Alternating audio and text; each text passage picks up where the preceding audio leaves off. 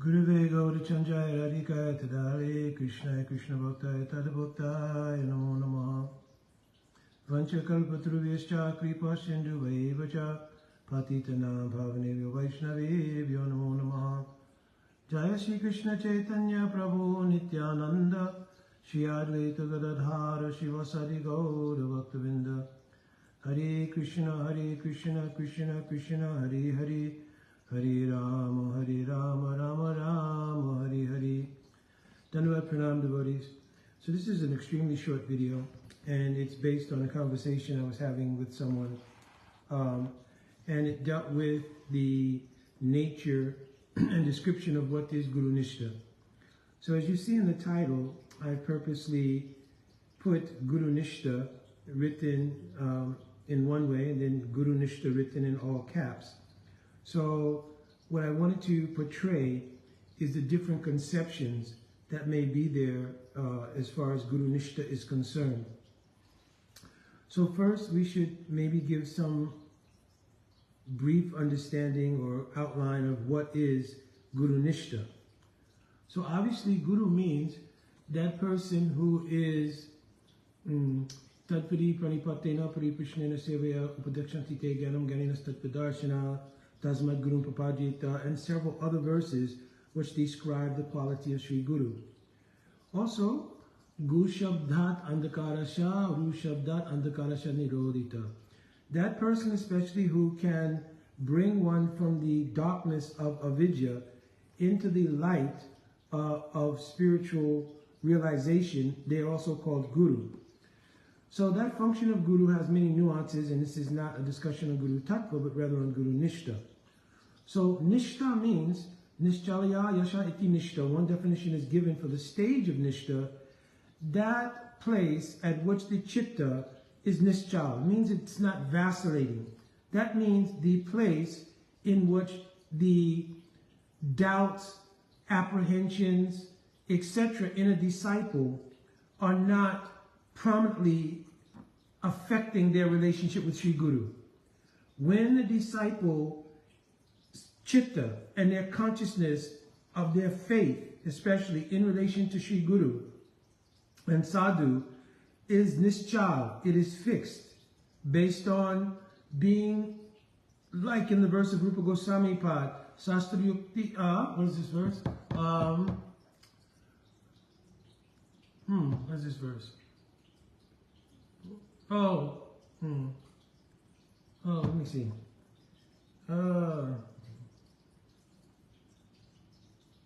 Shasrikti Naipunya Dridashara Yandra Uttamari Karase Tari Sangsar.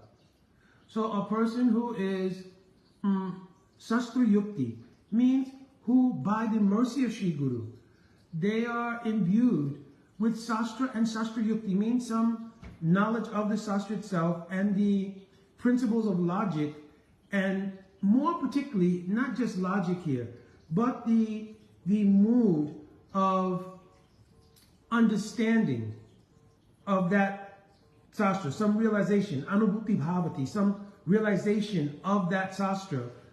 That is called realization in this context. So in being imbued with that, right, where it actually removes all doubt, that is called being sastra yukti suni punya, means having that in a very significant way. And therefore, Dridashara Yanra, their faith in the Sadhu Guru is really fixed firmly, and it's not wavering due to doubts, due to lack of information or lack of knowledge or lack of realization, etc. So Guru Nistha, just in a nutshell, means this, right? So how we act on the principle of Guru Nistha should be reflective of that reality.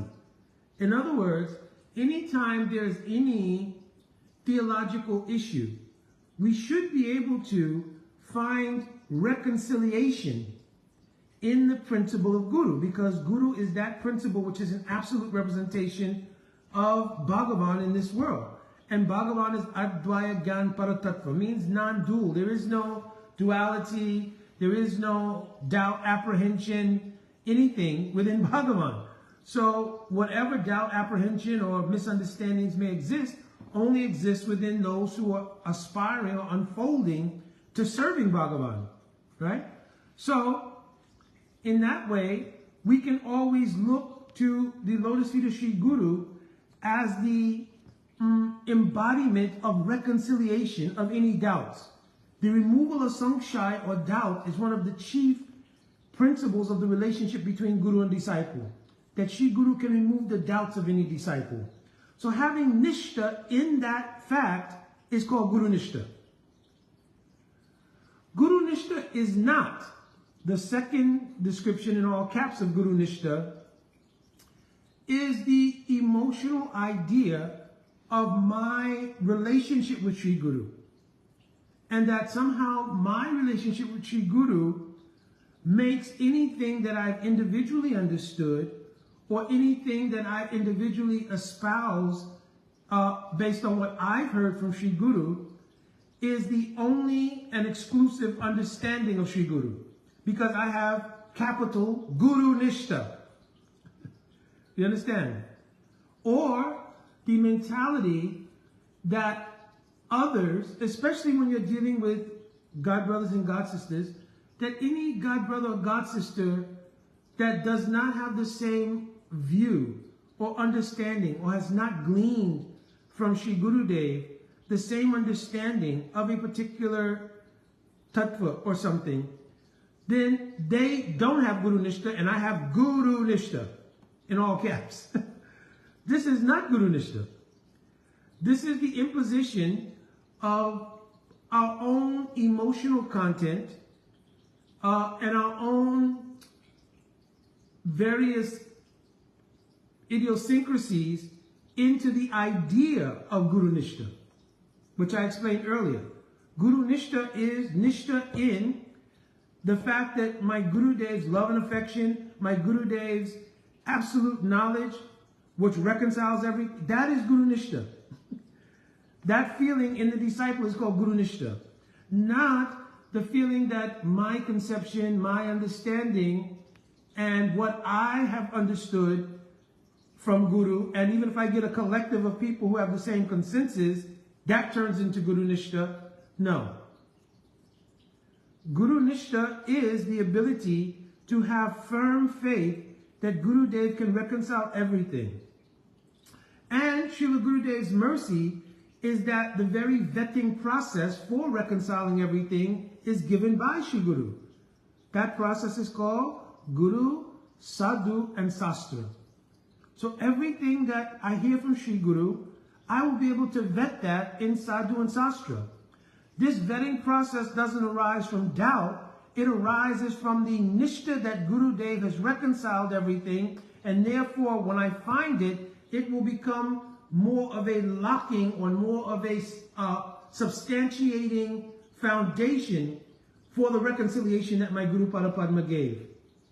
You understand? It's not a question of doubt to then follow the very methodology that Srila Gurudev has spoken as the vetting method for any tattva, which is Guru, Sadhu, and Sastra. So if I will do that, no, then you don't have Guru Nistha. I only follow my Gurudev. Previously, we used to hear this a lot. I'm not getting into any dynamics or politics or anything, but you would hear it as an idea that though I may not have taken up the process of doing Guru, Sadhu, and Sastra, because I heard something from my Gurudev, what I heard is sufficient. And everyone will have to, I gave the example the other day, everybody will have to accept that, or they don't have Guru Nistha, or another common saying is they don't have the mood, or don't understand the mood of Gurudev. So I'm giving one example I gave the other day because it's a popular, perennial theme that comes up. There's a few things that come up annually at some point or another. One is the nature of the jiva's origin and whether they fell from the spiritual world or not. And the other one is the very nature of the swarupa of the jiva. And then there's others, there's other perennial issues as well. So, but in this issue of whether or not we fell from the spiritual realm or not, there is no question, for instance, that our Srila Prabhupada literally mentioned on different occasions, under different circumstances, that we had an original relationship with Krishna, that due to the misuse of free will was broken and that we fell to the material world, and we're beginning our process of reviving that relationship through the process of bhakti. So I explained the other day, and I'm not going to go over it again because I just explained it on a Q&A session yesterday, I believe it was, right? That Srila Prabhupada was taking a narrative which was very familiar to the Western world, which was one of original sin, fall, and repentance, and couching the theological concept of Vaishnavism regarding the constitutional relationship that we have with Krishna, right? That we are eternally the servant of Krishna. This is a constitutional reality. So he was establishing that. So though historically, and I spoke about what is ontology, he was establishing that ontological reality, right? That fact about the jiva through a narrative that he gave that was comfortable for us because we've heard it many times in our Judeo-Christian backgrounds, right? Because that was the predominant religious presentation in the entire Western world, was Judeo-Christian ideals, right? So, based on that, there are some devotees who then claimed Guru Nistha by refusing to reconcile the fact that no one can actually fall from the spiritual world, which Srila Prabhupada himself mentions in Srimad Bhagavatam, which all of our Purva Acharyas have mentioned in innumerable writings, right? But a ecclesiastical decision and a sense of Guru Nistha, second category, all caps, right, arose that only this select group of people had access to understanding a mood, right? Very abstract idea. The mood of our Srila Prabhupada. So it indicates that because we've come to a certain conclusion or decision, right, void of perhaps even a deeper investigation into Sadhu and Sastra, that conclusion should be accepted based on the idea that we think you should know that we have a special access to the mood of Guru. So whenever this happens, you can red flag it as not being Guru Nistha, but being a conflation between somebody's emotional content, somebody's, in some cases, agenda, not all cases, but some cases agenda, and in some cases, some interpersonal or interpersonal dealings that someone has had and therefore has taken a certain perspective and is now trying to impose that into the nature of being the Guru Nistha disciple, right? So we have to be extremely careful. Some of the things which are hallmark symptoms that it's not Guru Nistha is where it, one, doesn't look for reconciliation. And you can write these down. One, it doesn't look for reconciliation. Two, it breeds animosity in some way, form, or fashion. It breeds duplicitous behavior. Like, if someone is God brother, God sister, and we all have Guru, and there's loving, affectionate relationship, then immediately, if someone has any situation that is doubtful in their character, doubtful in their theological presentation, immediately their phone, email, messages should be flooded with a mood of love, looking at reconciliation to try to understand how you came into this understanding or that understanding, or why it may not be the understanding of Srila Gurudev. And then, because it is looking for reconciliation, the mood would not have any sense of vitriol. There wouldn't be any mood of, oh, well, that person is that, I don't like that person is. That would not be there. So when you feel that mood arise, then you know it's not Guru Nistha at play. It is that person's own interpersonal conflation with the idea of Guru Nistha and the tendency to use Guru Nistha as a shield about their emotional expressions. You understand? Now, if somebody has outright made a philosophical deviation, right, then you can still, in the same way, bring it up, and it should be vetted by what? Guru, Sadhu, and Sastra. Because it is possible that two disciples will glean something different from the same words spoken by their guru, because we're not robots. We're not a homogeneous entity. We're all individuals.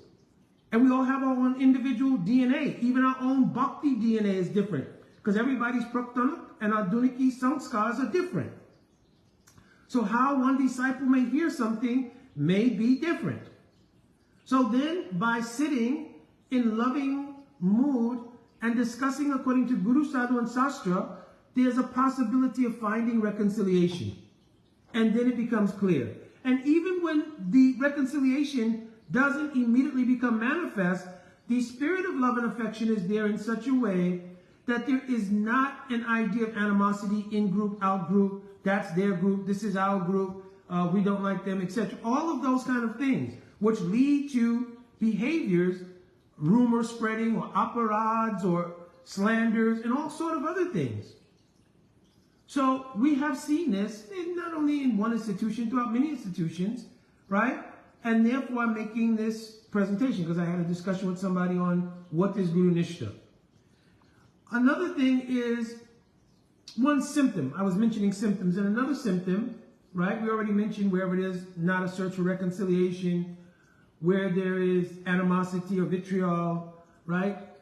Also, whenever there is a situation that gives in us a sense of defending and championing, if that's the word, the cause of our Gurudev. I'm going to champion the cause of Gurudev. I'm defending Gurudev. We cannot defend Gurudev. The position of Sri Guru is one that doesn't need defending. It is self-perfect, Swata Siddha. It is a perfect position. It is an absolute position. In my relative unfoldment period, I cannot defend the absolute. I can serve the absolute. And by serving the absolute, then I'll have to do it if there's Majjhimadikar according to 3 different ways. Right? First of all, we won't say praying here, right? Because maybe we have not attained praying. It should be 4 things. Pray, Maitri, Kripa, Upeksha. Right? So to those persons who are God brothers, God sisters, or even other Vaishnavas, right? Then Maitri, some friendship will be shown to them. And we will exchange according to the nature of that friendship, taking into account etiquette and so forth, so on. We'll have Maitri and we'll have discussions. As Rupa Goswami mentioned, Dadati Patagrinati, Guyam Akiti Prichati, Bhukte Bojayate Chaiva, Sadviram Priti Lakshanam. With great love and affection, Guyam Akiti Prichati, realizations can be exchanged to look for reconciliation. Right? The other thing is that one, this looking for reconciliation, let me get my chain of thought here. Oh, and the other thing will be that there will be a mood of love and affection, as I mentioned in the last line here. Priti Lakshanam. Those exchanges will be imbued with love and affection. So it won't be a case where the possibility of any kind of aparad and so forth will go on. Understand? So this wasn't a very impromptu sort of taping. I just kind of wanted to discuss something about Guru Nistha because I had that conversation. And I think it's really important to get some idea, at least, something on the table in terms of what is actually Guru Nistha as opposed to what is couched as Guru Nistha, but is not. Oh, one thing, I think I was on the chain of thought, forgive me for this, but that the position of Guru is not one that needs to be defended. So, based on that idea that Guru's existence, Guru's principle is absolute, we're not defending, we're serving. And serving comes in the mood I just mentioned. Also, if we have a mood of service, then it avails us to the mercy that comes from serving. If we have the idea of defending, then emotions regarding even the mundane quality of eating, sleeping, mating, and defending arise. So the material quality of defending arises. which nourishes the false egoism. I'm the real disciple. I'm the real Sishya of Sri Guru. This is the real ideas of Sri Guru. So, all of these things are actual symptoms, just like a doctor will give diagnosis of a patient based on symptoms. So these are the symptoms of the difference between Guru Nistha and the capitalized Guru Nistha, right? The shouting of Guru Nistha. I have Guru Nistha, and therefore this is why I'm acting in all of these very, in some cases, very bizarre ways, right? And I've also seen it. I've seen people just go straight to a kind of offensive vitriol in discussing somebody. I recently saw something, somebody was speaking to one person and there was just a whole thread of vitriol and of opera. I just stopped reading it, right? But this is the nature of what people believe, in some cases, to be Guru Nistha. I'm the real disciple. If that same energy was applied to looking at one's own faults and one's own bhajan and so forth, so on, how much more progress probably would be made, right? And also, another danger is that if you have any idea of Guru Abhiman, right, or a sense of superiority to other Vaishnavas based on any external formalities, then this kind of mood that one doesn't seek reconciliation, which is the biggest thing, one that doesn't accommodate the individuality of the Sishyas of Srila Gurudev, right? And where there is an absence of the vetting of things by Guru, Sadhu, and Sastra. These three things prominently. Where these things are present, it could be pretty much understood this is an artificial kind of Guru Nistha. And it is not genuine, because real Guru Nistha has the qualities that are opposite of those things. It looks for reconciliation. It looks for the absence of aparad, vitriol, all these things. And it also especially looks at the reconciling of things, because Sri Guru is the principle of absolute reconciliation and removing of doubts. Now, it may be that my doubt may not be removed in one session of something, but by hearing something over and over, by digesting it, by meditating on it, in the absence of vitriol and anger and all of these different things. And when that happens, it's very sweet. When those other things are added, it becomes very taxing, and it leads to tarkavad, which is arguing. And any genuine Vaishnava has no taste for that. And I've had direct experience recently where a particular Siddhantic issue becomes so full of this artificial Guru Nistha for one, and for two, a sense of vitriol, anger, a lack of looking for reconciliation, that it starts to create division, literally. And nobody can speak that being divided gives pleasure to Sri Guru in any institution. So, in the absence of those things, and in the abhiman that I am either Guru or renunciant or sastravad, means sastravid, I mean, not sastravad, sastravid, that I'm so learned, I'm this, I'm that, I'm this, that abhiman carries into your dealings with people, and you begin to have an inferior perception of people, that you, or especially devotees, that you cannot dialogue, then this is not really Guru Nistha. And in its symptoms, it is evident, right? So it's not a conjecture.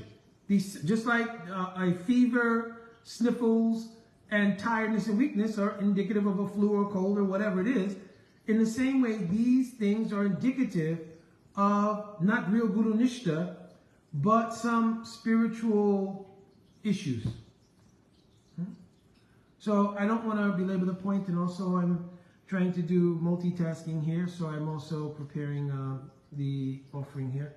So my Dhanavad Pranam, it appears like it's going to rain, so things like everything is getting dark here. So for my Dhanavad Pranams, Vanchakalpaturubhischa, Kripa Sindhubevacha, Patitanam Pavanevyo, Vaishnavevyo Namo Namaha.